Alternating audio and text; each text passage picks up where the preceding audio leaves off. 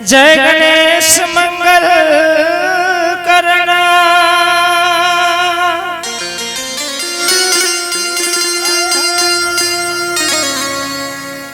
विघ्न हरहु गणरा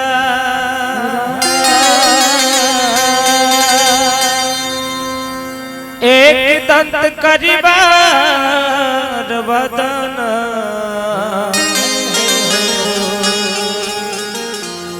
किसी ने करो ममकार।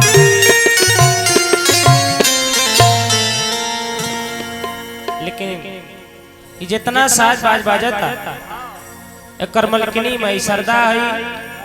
जब हमने जैसा लइकन के गावे बजावे के मन करेला, पढ़े लिखे के मन करेला, छोट छोट बबुआ लोग जब स्कूल में जाला तो सबसे पहले मास्टर साहब लाइन में लगा के प्रार्थना कराई ले।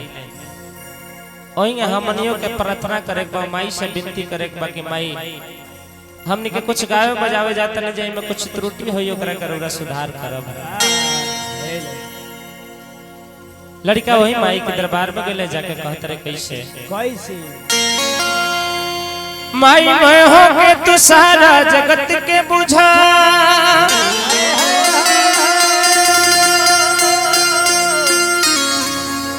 माई एक ज्योति से जग गुजियार बा,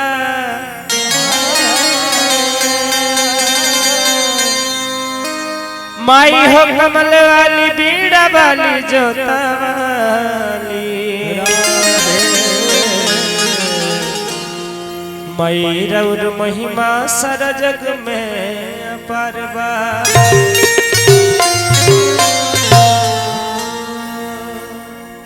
तो चले कहल गए बाकी हमनी के अर्जी विनती प्रार्थना ही है अरुआ लोग के नीमन लागे खातिर लय धन में हमनी के आवाज कर जाई। एक आध गो भजन कीर्तन होई। लड़का माई के दरबार में गईले, आओ शेरा वाली माई से कहत रहे कि माई सबकर महतारी तू ही हो, सभे तहरे के माई कहेला माई। तो जैसे रोज आवे लो हमनी के बुलाई ले जा, वैसे आजो तरह आवे के परिये मैया, आवे के परिये मैया, अरे आवे के परी हो तोहरा आवे के परी। भक्त जाके माई से कहत रहे कि माई कि जब आंगन में हरे घिउ दिया जारिए भवानी मैया रे के परी। लड़का वही माई के दरबार में गले जाके कहत रहे कैसे आवे के परी मैया, अरे आवे के परी हो तोहरा आवे के परी। कि जब अंगन में घिउ दिया जारिए भवानी मैया रे के परी, जब अंगन में घिउ दिया जारिए भवानी मैया रे के परी, जब अंगन में घिउ दिया जारिए भवानी मैया रे के परी।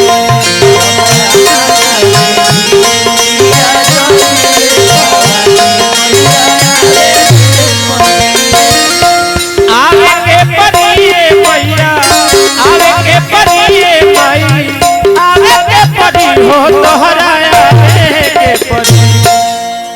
भक्त माई से कहले कि माई अगर ए लड़का के विनती ना सुन के अबू तो कब अबू है माई।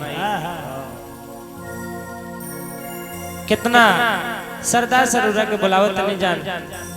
लड़का माई से कहता कैसे कि जब अंगन में घिउ दिया जाए भवानी मैया रे के परी,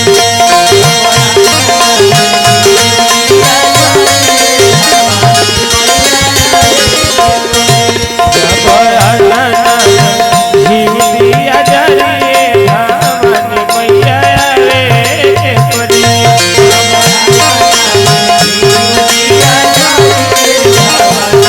Yeah.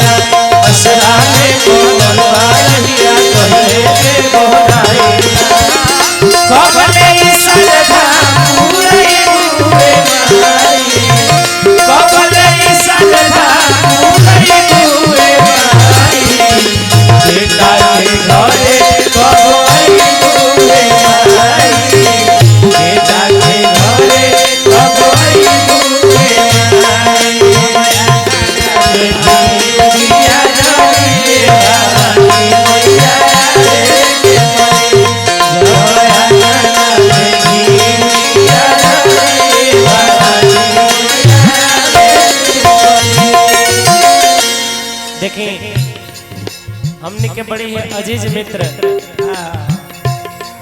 कम दिन में मित्रता भइल लेकिन बड़ा सुंदर भइल। झांसी से चल के आयल बनी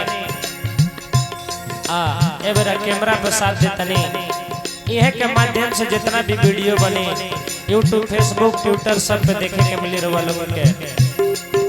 मोहन लाल खरे जी यहाँ की तरफ से बड़ी बड़ी धनराशि प्रदान बा। भगवान से कामना प्रार्थना शुभकामना खातिर करम जान। ये रुपया जाना खजाना से ही लोग खजाना में लाखों करोड़ों के जहाँ रही राजा बन के राज करी। लड़का माई से कहले के माई जब घी दिया जाए भवानी मैया आवे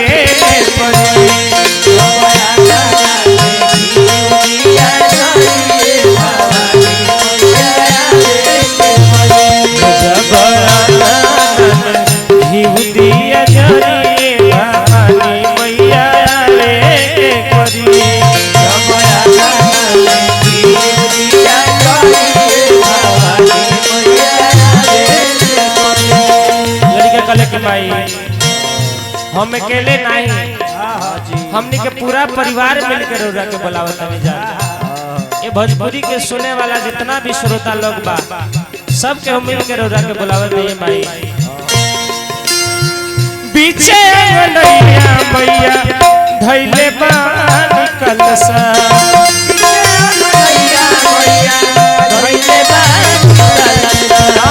पीछे अंगनैया मैया धैले बानी कलसा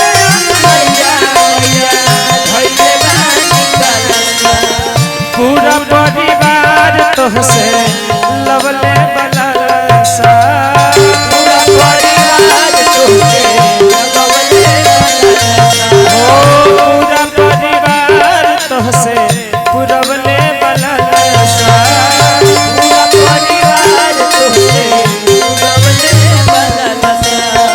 पुरावे के परी हो ललसा आवे के परी मैया आवे के परी आवे के परी हो मैया आवे के परी हो तोहरा आवे के परी जब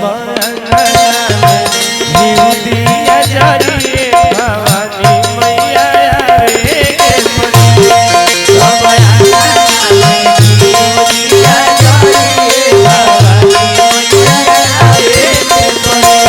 जब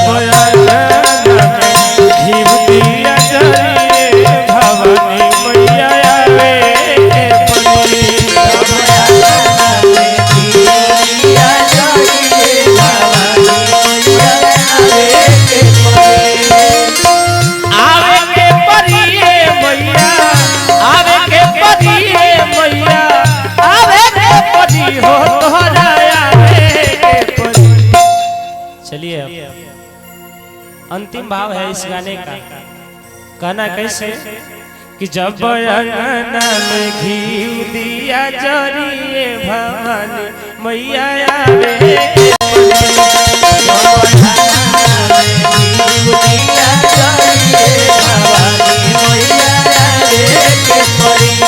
आवे के परी मैया आवे के परी मैया आवे के परी हो तोहरा आवे के परी जब दिया जाए भवानी मैया आवे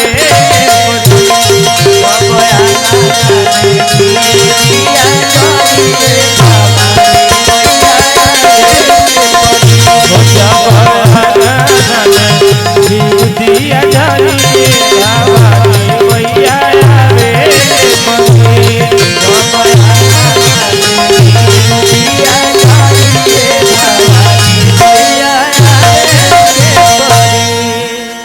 ये जितना भी भक्त लोग आइल बा सबकरा से कहब जा कि एक बार माई के नाम पर जयकारा लागे।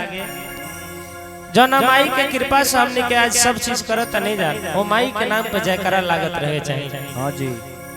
जबले प्रोग्राम चली बीच बीच में जयकारा लगावे के बाद सब के एक संग है तो जेकरा के माई दुगो हाथ देले बड़ी सबके दोनों हाथ उठा के बोली कैसे प्रेम से बोली शेरा वाली मैया की जय।